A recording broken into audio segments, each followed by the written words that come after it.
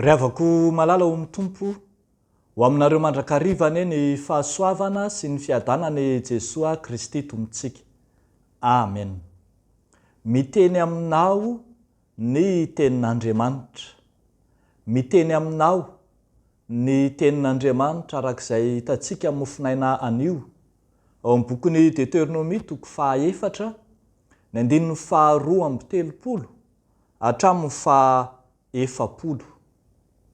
Andeha ho vakitsika izany teny izany amin'ny anaran'ny Tompo manao hoe: fa anontanio ange ny andro lasa izay teo alohanao, hatramin'ny andro izay namoronan'Andriamanitra olombelona tetỳ ambonin'ny tany, ary hatramin'ny faravodilanitra manodidina, raha mba nisy zavatra lehibe tahaka izany na mba efa nisy re tahaka izany. Moa efa nisy firenena nandreny feon'Andriamanitra ny teny tao amin'ny afo, tahaka ny efa renao ka velona ihany. Moa efa nanandrana handehaka firenena ho azy avy amin'ny firenena hafa va Andriamanitra, amin'ny fizahan-toetra sy ny famantarana sy ny fahagagana sy ny ady sy ny tanana mahery sy ny sandrina initra ary ny fampatahorana lehibe, arak'izay rehetra nataon'i Jehovah Andriamanitra reo ho anareo tany Egipta teo imasonao. Ianao no nampahitany izany mba ahafantaranao fa Jehovah no Andriamanitra, fa tsy misy afa-tsy izy.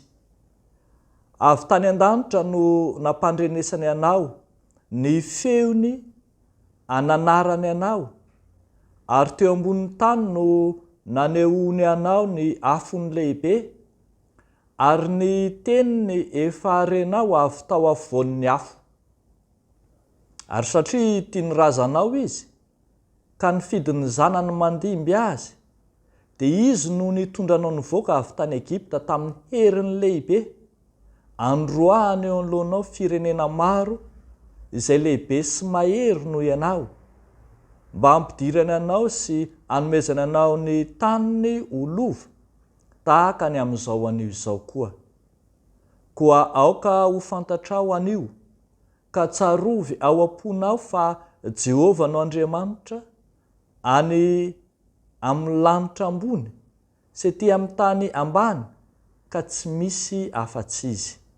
Dia tandremo ny lalàny sy ny didiny izay andidiko anao anio, mba hahita soa ianao sy ny taranakao mandimby anao, ary mba ho maro andro ianao any amin'ny tany izay omen'i Jehovah Andriamanitrao ho anao mandrakizay. Ray masino, manamasinanay amin'ny fahamarinana, ny teninao no fahamarinana. Amen. Miteny aminao ny tenin'Andriamanitra. Ity mofinaina antsika ity ry havako dia tafiditra indrindra tao anatin'ny lahateny izay nataon'i Mosesy nandresena lahatra ny zanak'Israely fa manandanja eo amin'ny vahoaka ny tenin'Andriamanitra. Ny filazany azy moa dia ny hoe ny didy sy ny lalàna izay entina ilazana ny tenin'Andriamanitra izany. Ambarany Mosesy fa mifamatotra amin'ny tantaran'ny vahoaka voafidy sy ny faneken'Andriamanitra ny didy sy ny lalàna. Mifamatotra amin'ny fifidianana sy ny fanekena ny tenin'Andriamanitra. Koa raha mbola misy ny vahoaka voafidy, dia miaraka amin'ny eo mandrakariva ny tenin'Andriamanitra. Ambara mihitsy aza amin'ny fanazava-kevitra ao aloha raha mahitsika fa io fiankinana amin'io didy sy lalàna amin'io tenin'Andriamanitra io no miantoka ny fiainana ahazahoana fahavelomana ary miantoka ny idiran'ny reto zanak'Israely reto mihitsy ho any amin'ny tany Kanana. Tsy misy tenin'Andriamanitra, tsy misy teny fampanantenana. Manono tenin'Andriamanitra tonga soa any amin'ny tany Kanana. Mbola ambara mihitsy aza raha mamaky sika ohatra any amin'ny 19 fa tena miavaka amin'ny firenena eto ambony tany. Ity firenena voafidin'Andriamanitra ity no ny fananany an'io teny io. Iza no firenena na dia lehibe aza no mba manana didy tsifitsipika marina tahaka izao lalàna rehetra izao izay ataoko eo anatrehanareo anio, hoy Mosesy tamin'ny zanak'Israely. Midika izany rehetra izany ry havako fa tena natao manokana ho an'ny zanak'Israely ny didy sy ny lalàna, ny fitsipik'Andriamanitra. Nomanin'Andriamanitra manokana ho an'ny olony ry havako ny teniny. Aoka isika hahay andray ny teniny izay omen'Andriamanitra antsika satria ho antsika mihitsy izany. Aza manao tahaka ilay fanoharana izay nataon'i Jesosy Kristy fa izay ny filazantsara araka ny Luka 7:20. Misy fariseo izay tsy mba afaka nandray ny tenin'Andriamanitra ho azy ka dia indro tonga manamary tena sy nanambony tena fotsiny tsotro izao, ka raha mba tonga teo amin'ny tempoly dia nanamarina ny tenany no nataony. Vavaka tamin'Andriamanitra izy, misaotra fa tsy mba tahaka ny sasany izay mpanao akeriny sy tsy marina, mpijangajanga, eny tsy mba tahaka an'io mpamoretra io akory aza hoy izy.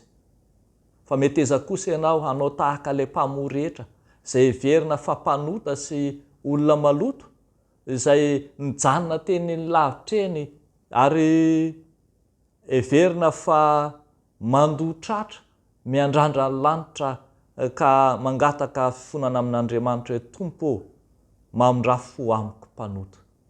Jesosy Kristy ry havako malala dia miteny, fa lazaiko aminareo fa mbola tsy niala tany an-tranony akory nefa nohamarinina ny anankiray.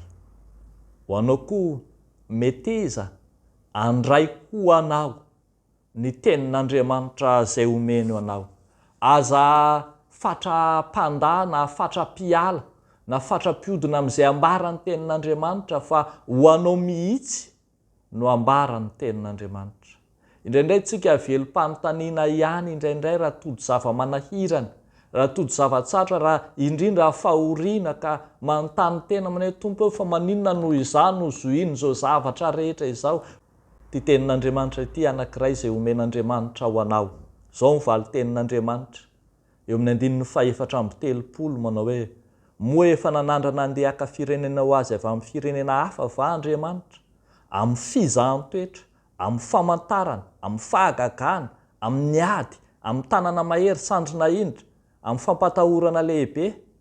Dia nivaliny dia hoy izy amin'ny 5:30 hoe: ianao no nampahitany izany mba hafantaranao fa Jehovah no Andriamanitra ary tsy misy afa-tsy izy. Raisoanao ny tenin'Andriamanitra. Dia an'Andriamanitra irery ny voninahitra. Amen. Ivavaka isika ry havako. Tompo, misaotra anao zahay fa ho anay mihitsy no nitenenanao, ho anay mihitsy no nandaharanao ny sitraponao, ary izao zavatra rehetra izay ampandalovinao amin'ny fiainanay dia voalahatrao ho anay mihitsy izany. Misaotra anao izay Tompo no omenao anjara, tafiditra ao anatin'ny teny fikasanao, anana anjara amin'ny famonjenao. Fa amin'ity anio ity kosa zahay dia mivavaka ny amin'izay fiomanan'ny fonay sy ny sainay, ny fananay hiatrika ny fanomponanao, indrindra ny fiombonan'ny fiangonana eo anivon'ny fiangonana masina, ny fiombonan'ny fiangonana amin'ny andro voalohany amin'ny herinandro, dia ankininay ampelantananao. Dia mivavaka ho an'ny tompon'andraikitra rehetra izay manana anjara amin'izany samotahinao. Ny anaran'i Jesosy Kristy Tompo, naovanay sy angatanay izany mivavaka izany misaotra Tompo. Amen.